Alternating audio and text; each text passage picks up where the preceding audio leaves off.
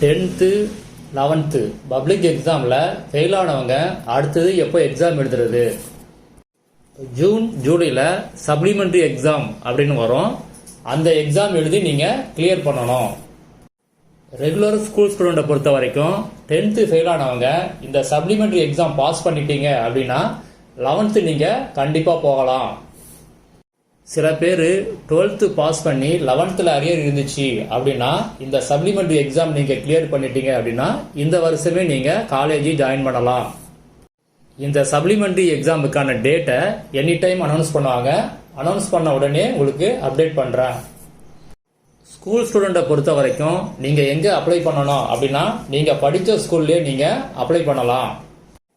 Private கேண்டிடேட்டை பொறுத்த வரைக்கும் நீங்கள் எக்ஸாம் சர்வீஸ் சென்டர் அங்கே தான் போய் நீங்கள் அப்ளை பண்ணணும்.